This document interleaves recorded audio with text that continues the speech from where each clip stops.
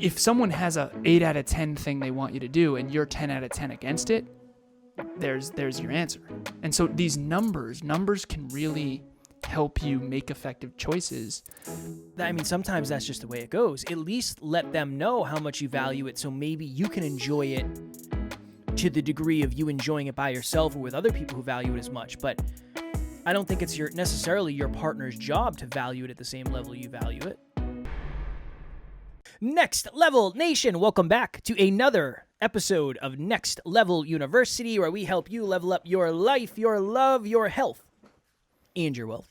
We hope you enjoyed yesterday's episode number 1541, One Reason You Don't Feel Like You're Making Progress. Today, for episode number 1542, an easy way to express your relationship needs. First off, shout out to all of our, what did I tell you, Fiji? I believe we're in the top 5 right now in self-improvement in Fiji, so shout out to all of our new NLU listeners in Fiji. Shout out. Grateful for each and every one of you. All right. So this week has been mayhem, to say the least. Right now it is 8:30 p.m. on Tuesday. And this episode that we're recording is dropping at 5 a.m. on Wednesday. So not many hours from now. So Monday, Alan and I usually record our episodes. We try to get 7 episodes done. I get up early Monday. I get up at 5 o'clock. I was in here doing stuff for clients and just plugging away. So I worked for like 2.5 hours. Taryn's phone goes off at 7:30, and she got a call. And I was thinking to myself, that's very weird. We don't usually get phone calls, personal phone calls at 7:30. She came in, and she said, hey, I'm going to keep it private for her privacy. But she said, hey, something happened. Are you able to take the day off? And normally, under most other circumstances, my answer would be, well, no, Monday is the day we record all of our episodes. If I miss Monday, I am in trouble. But based on the conversation we had, I knew that this was something that was super, super important to her. And this is something that Alan taught me a while back. I don't know if Emilia came up with it or you came up with it. I'll let you explain it. But this is something that I knew that was 10 out of 10 important for Taryn. It wasn't just a, hey, can we go get coffee? Or, hey, can you come shopping with me? This was, there's something going on in the family, and it would really mean a lot for you, to me, if you were there. So I said, absolutely, let me know when we're leaving. I'll text Alan, we'll figure it out. And it was very much that right now, this is the main priority, and everything else I'm just going to have to figure out. I'll just figure out how we're going to record the episodes. Alan's going to understand. Alan has 10 out of 10s. Emilia has 10 out of 10s. Sometimes that's the way it goes.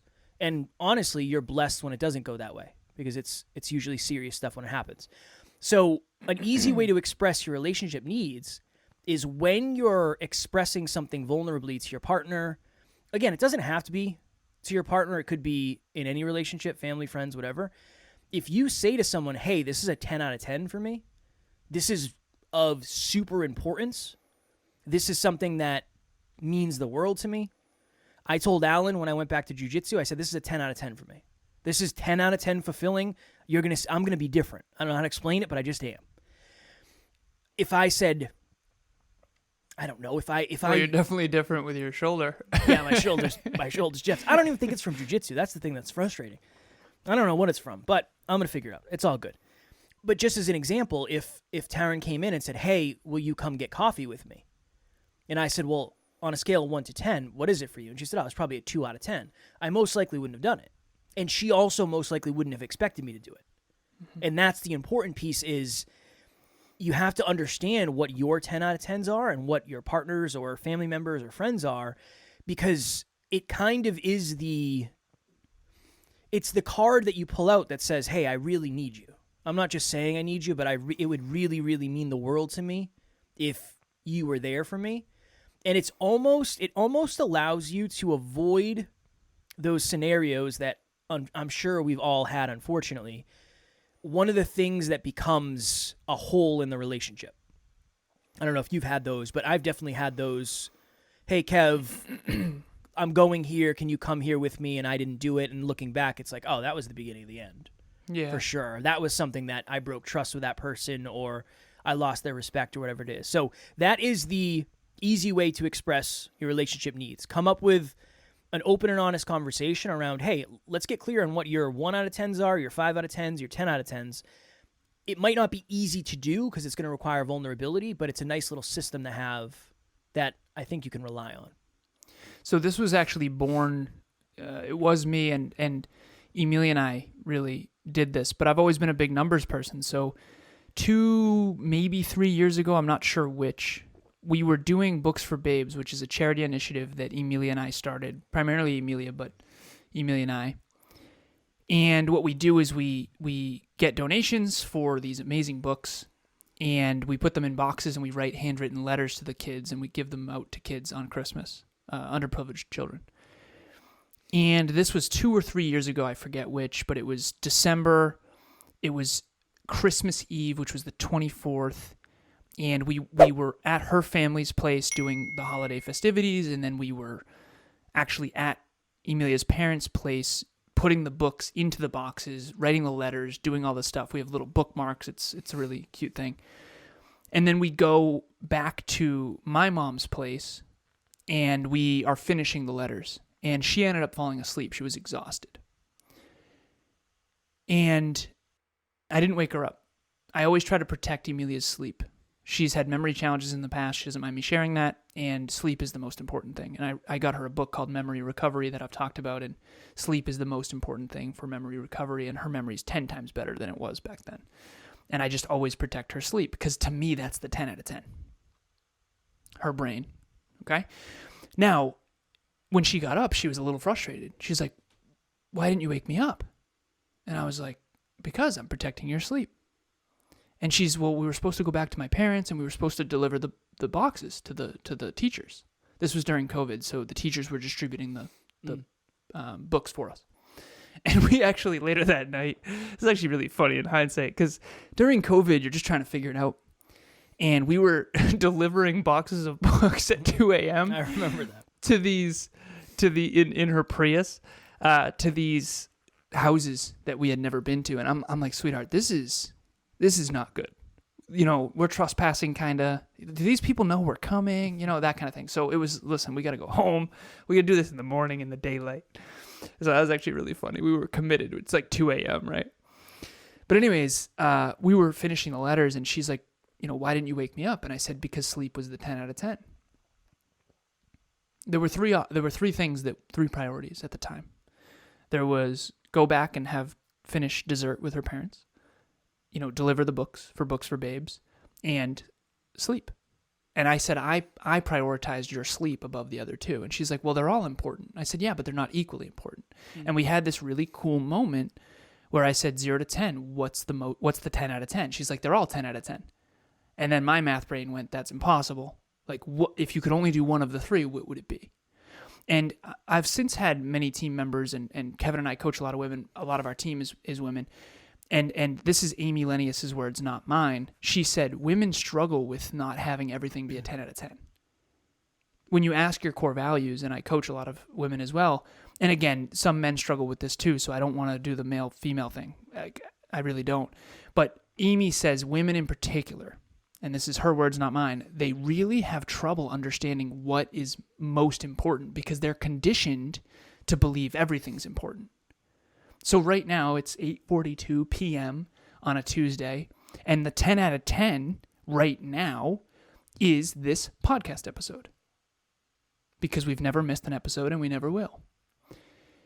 If for whatever reason something was wrong with Emilia right now, I would stop this recording immediately and that would become my 10 out of 10. And so the 10 out of 10 can change, but there's only ever one 10 out of 10 at a time. And I think that that's beautifully powerful because I think all of us are spread so thin trying to do so many different things. And it's really empowering to say, you know what? This podcast is going to get my full attention right now. You and I both talked to Taryn and Emilia earlier tonight and said, listen, tonight's a wash. Kevin and I have to record because we've got to make up for earlier this week. Mm. And she understands, and Taryn obviously understands too, because you were there for her on Monday. Understandable. And so when Kevin texted me, hey man, I need the day, of course, this is a 10 out of 10 thing for Taryn. And if it was 10 out of 10 for Emilia, he would give me that same grace. And I think that that's one of the benefits of understanding what the 10 out of 10 is. You can kind of make those decisions on the fly.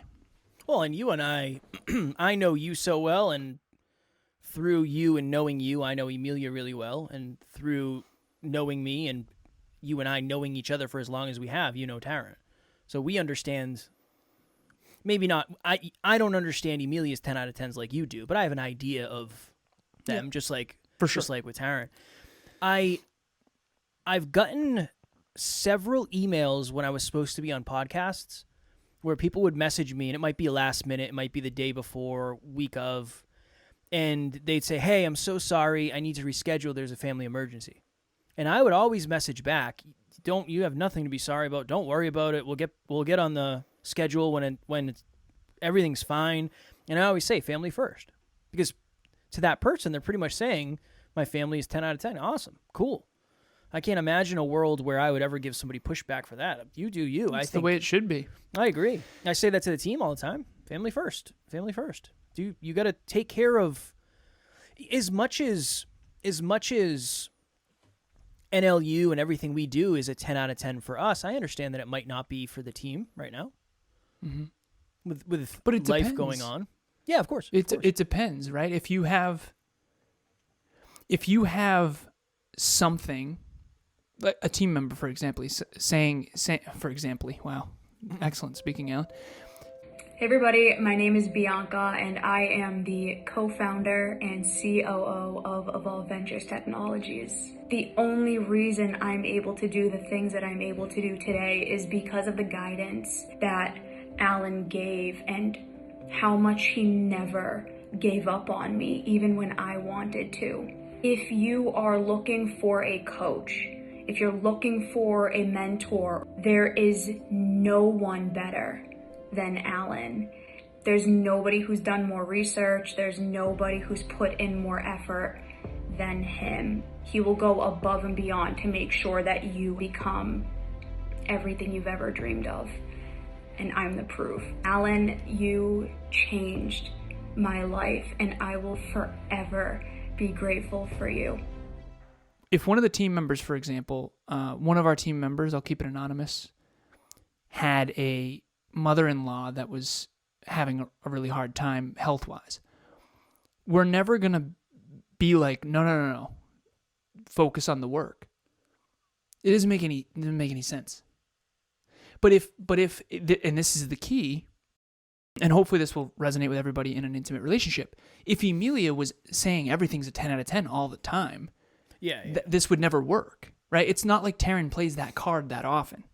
Well, it is just kind like of me, that the boy who cried wolf card, where exactly we have to have the understanding that I know you. It might sound, and I don't mean this in a condescending way, it might sound cute for you to say, yeah, going to dinner is a 10 out of 10, when in reality we both know that's not sustainable. And Taryn's never done that, but just as an example. And to your point of the rescheduling of podcasts, if it happens 6 times, you kind of know. Yeah. Right? And so your track record speaks volumes. Kev can always tell when I'm jeffing, because I'll say like something like, "Hey man,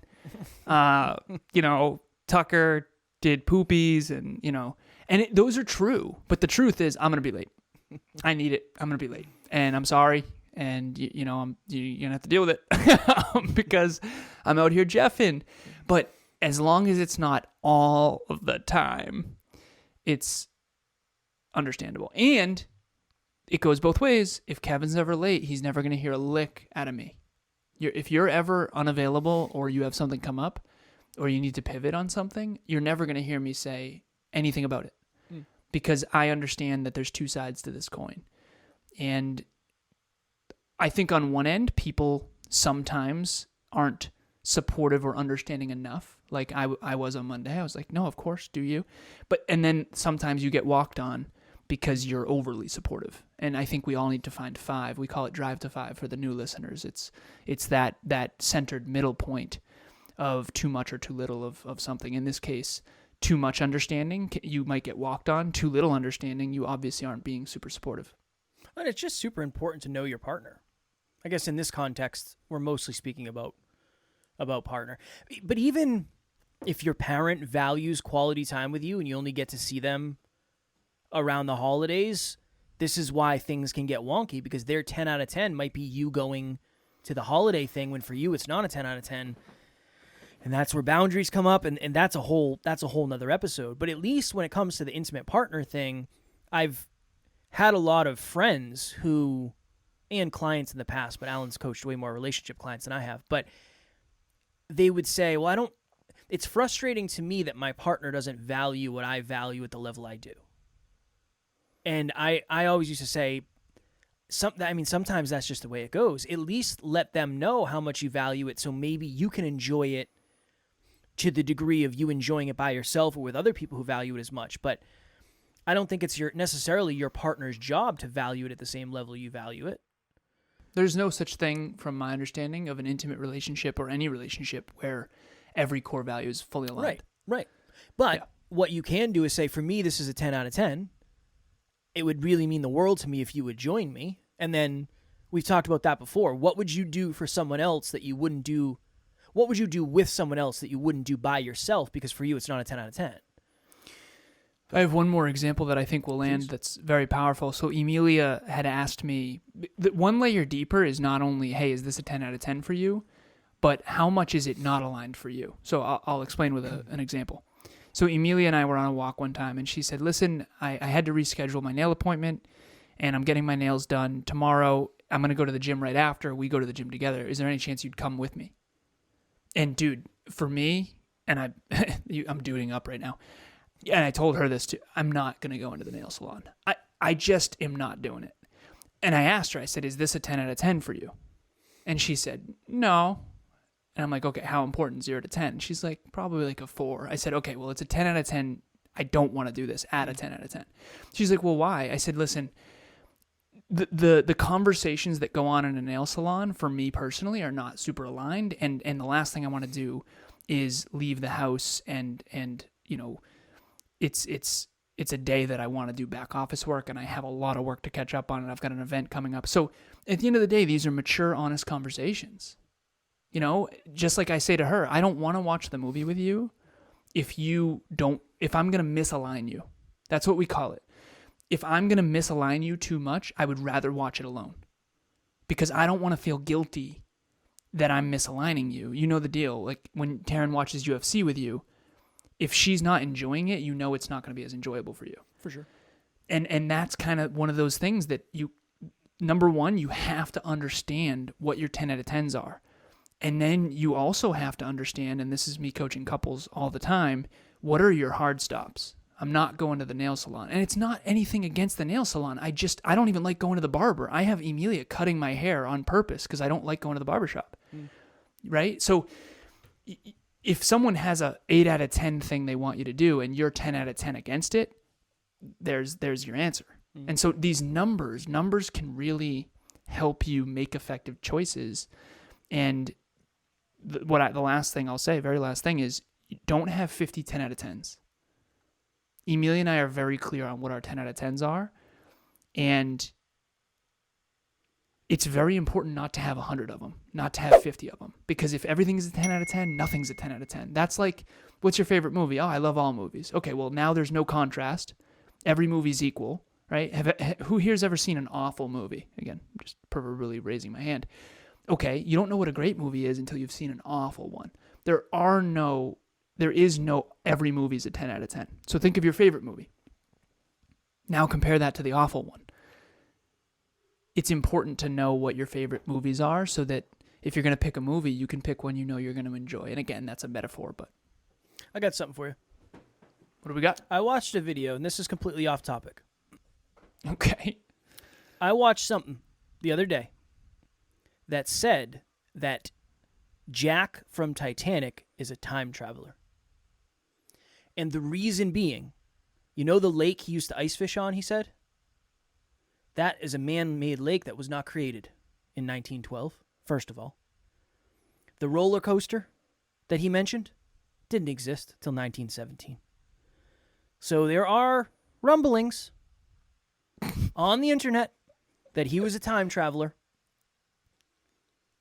And I just thought you would like to know that.